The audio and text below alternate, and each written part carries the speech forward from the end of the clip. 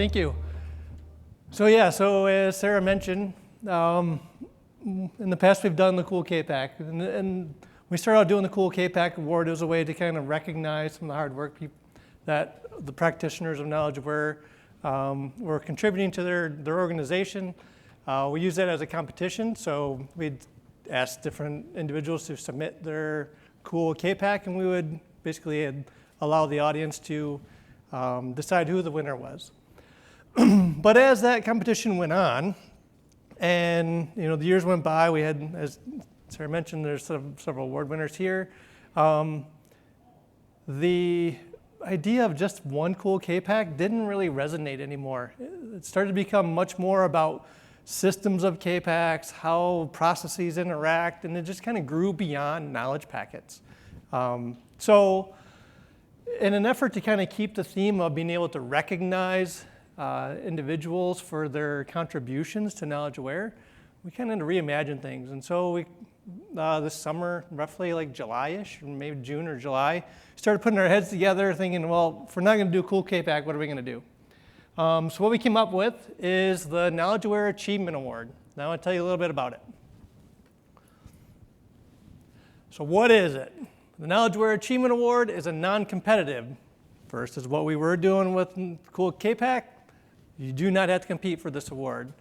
It's going to be offered by Oros Knowledge Systems for outstanding and innovative contributions to the practice of knowledge-aware engineering. So that's what it is. That's how we've defined it. So you may be wondering, how do you get nominated for it? Who's in the running? I can tell you right now, actually, just quick a show of hands. Who's actively working with a knowledge-aware consultant or knowledge-aware application engineers on a project? Raise your hand. You were nominated. You were in the original nomination pool this year. If you are actually actively contributing to knowledge-aware projects, you are in the running. So how do we get to a final selection? So we've actually based it on 3 different criteria. The first one being innovation and impact. Basically, we kind of looked at the pool and said, of all the potential nominees, who has demonstrated an innovative approach to implementing knowledge aware and has significantly impacted their organization? We looked at how well the nominees have sustained and added adoption into their organizations, as well as how are they advocating for knowledge aware, some of the leadership qualities that goes along with spreading the word about knowledge aware and all of its benefits. So when we started looking at these criteria, we narrowed it down.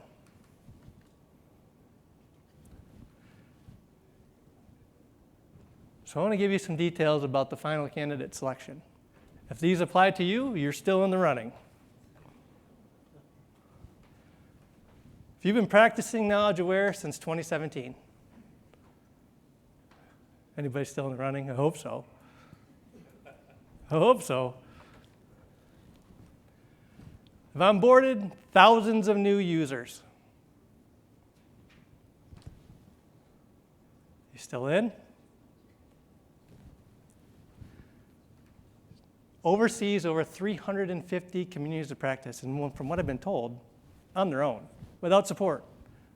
This is how many community of practice this individual oversees on a daily basis. Since 2017, has added 225 new communities of practice into the application. That was staggering when I found that out. Has presented twice at the Oros IKA conference. Has also provided entries to the previous Cool K-Pack competition. Is a current admin for manufacturing requirements. Any guesses yet? Actively promotes the concepts and benefits of knowledge aware, and I can truly attest to this. I do not normally work with this person, but they have helped me out tremendously by doing this for my projects. And lastly is a current member of the International Knowledge Aware Association. So for those of you who have not guessed it, please help me congratulate Susan Bachmann from General Motors on being the 2024 Knowledge Aware Achievement Award winner. Come on up, Susan. Be glad, moonwalking, and this here is our party. My posse's been on Broadway, and we did it all way. Chrome music, I shed my skin and put my bones into everything I record to it. And yeah, I'm on. Let that stage light go and shine on down. So I'm going to present Susan with a plaque for the 2024 Knowledge Aware Achievement Award. Really nice. Yeah. Thank you. Thank you. This means a lot to me. It really does. So Susan, since I have you up here, some of the stuff that was on that slide of what you were doing was mind-boggling to me. Like just the amount of effort you've put in over the years, and all the help you've given me, as I said, on projects that really have nothing to like. You really do not need to help me on, but you have. You've gone out of your way to help with customers and projects that you didn't need to. And so I had some questions. So I was hoping while we have some time up here, if you could kind of fill in some gaps. So one of the things I had a question on was, from what I understand, you were in a different role prior to 2017, and you actively sought out this role. Yep. So in that time, from 2017 on, you've done a tremendous amount of work. And I was just wondering, what motivates you? Like, what motivates you to continue to promote this idea of knowledge aware? Well, right now I work in manufacturing engineering, which I love. It's really one of the only organizations in GM where you're involved from the minute there's an idea and they're carving it up in clay to the point where you're cranking out one a minute from an assembly plant, right? So we're like the bridge between product and the plant. And in my first GM career, a long time ago, like back when the year started with a 1, long ago, right? I worked at a full-size truck assembly plant in the body shop. That might actually be news to some of my GM colleagues, but that was career number 1 at GM. And I came back in late 2016 to manufacturing engineering. And I heard about these things called manufacturing requirements. And having spent time in the plant and seeing what it was like to live with a minor inconvenience every minute of every day for the life of a program that maybe didn't have to be that way, right? I got really passionate about manufacturing requirements. So I said, that's the job I want to do. So I was in General Assembly doing trim, making sure that manufacturing requirements were comprehended into the product design. And the opportunity came up to administer the entire manufacturing requirements system across all the different ME areas like paint, body, general assembly, propulsion, stamping. And I jumped right on that because for me, it was manufacturing requirements is what got me excited because of the time in the plant.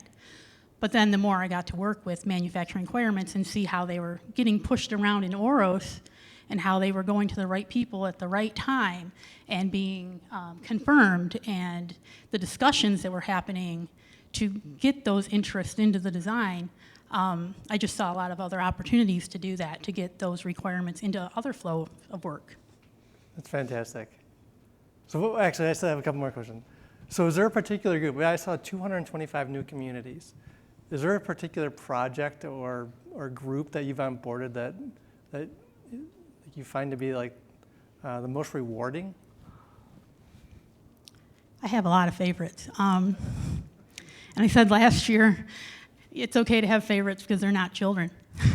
But kind of like children, they evolve over time and they develop into something more. And one of our newest ones is actually a very simple process. And it's a process that everybody does. It's pretty basic problem solving. Someone has an issue, they see a quality issue in the plant, and they write it up, and it goes into a workflow, and there's a standard type of investigation that we're familiar with, 5 whys, short-term corrective action plan, long-term corrective action plan. It's something that we all do. And it used to be in a SharePoint workflow. So we migrated that into Oros. And it's one of my favorites because it has all of the bells and whistles and things that we haven't used in the past in OROS. We've got method K-PACs, assessment approvals, assessments that spin off of other assessments, and it's great. But what really makes it the best is that at the very end of that process, there's one last step where you ask yourself, is there a lesson learned here? And it goes through a process. If you say no, there's an approval board that says, well, do we agree with that? Maybe go back and look at that again. Okay, yeah, there's no lesson learned, that's fine. There's a lesson learned. Now it gets written as a K-PAC. So we're not tracking our issues anymore. We're tracking what we learned. And then the K-PAC goes through that same board of people. They bring in the SMEs. They write it so that it can be reused in a useful way. And it's vetted and promoted, and then it becomes the lesson learned that came out of that quality issue, hopefully never to have that quality issue again. So we're moving that needle on the maturity model for lessons learned, and that's very exciting for me because I am passionate about this and I'm an OROS geek. And if we can use it for its full potential for lessons learned, that's really where I want to go. That's fantastic. So maybe next year, instead of us just describing the lessons learned use case, you can present on it. So last question, because early on, Jeff polled who was familiar with knowledge aware, and so there's a number of people that are kind of new to it. So given that you oversee 350 some communities, you've onboarded 225 new ones, thousands of new users, what do you see as the biggest challenge to onboarding these new groups? There's definitely been a pattern emerging over time. Some things go very successfully, very quickly into production. Other things we put a ton of work into and they just don't make it. And the more time you put in, you're learning your lessons. And what I see is that knowledge can actually be kind of just noise. It's not power until you harness the power, right? So imagine if you went to AI and said, hey, I want to write a 1,000-page summary on Anne of Green Gables. And then the AI said, okay, well, these 3 libraries have copies available. Or here's the book. That's not helping me do what my task was, right? So we have this, what I've seen early on, this natural tendency to want to take this knowledge, to go over to the SharePoint chaos, into this library of binders and sticky notes and whatnot, and say, I want to move X, Y, and Z bookshelf into OROS. And so you start trying to move all that knowledge into OROS. And you get really bogged down because the knowledge is inconsistent, different formats. In this SharePoint site, it contradicts itself. We see that a lot. You have checklists of checklists. You have things that are outdated. You don't know what the gold source is. So you spend eons bogged down in that data. If you do manage to get it loaded in OROS, now you have nowhere for it to go. It can sit in OROS just like it sat in SharePoint. It's not any more valuable, right? It's not being put into action. So my advice is move a process into OROS. Find a process that is a pain point, but not a monster, not 25 owners, not a lot of cooks in the kitchen. Find a process that's a pain point. Identify the handoffs, the inputs, the outputs, where decisions are made, and then what you would need to do if you were going through that process. What do you need to know? Even make blank K-PACs. This is the best tip I ever got, and it's from the OROS team. Make blank K-PACs, because the knowledge at this point does not matter.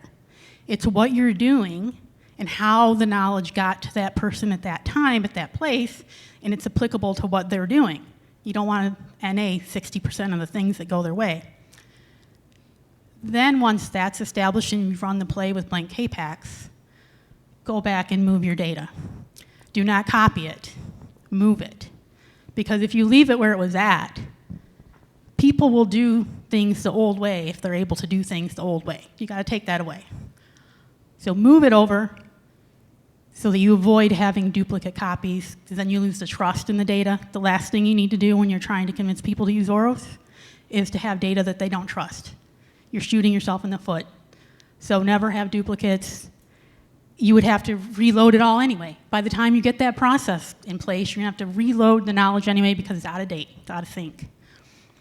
So have a place for the data to go, and then run it from there. So it's kind of like the old analogy of the organization experts, you know? Don't focus on trying to move all of your knowledge. You're not gonna move it all. And you don't need it all. You probably don't need it all, that's why it's a mess. So the organization experts will say, well, at the beginning of the year, take all your hangers and turn them one way. And then as you wear your clothes, turn the hangers around. And the end of the year comes and you realize, I don't need half of this wardrobe. I could throw half of it away. It has no impact on what I'm doing. And my life is exactly the same. And that's kind of what moving knowledge into Oros is, and making it active. Thank you very much, Susan. Congratulations. You deserve it again. And one last thing. So when we started coming around and came to a final selection, I can, without a doubt, tell you, everyone that works with you, hands down, had nothing but great things to say. And you were such a great nominee. Thank you so much.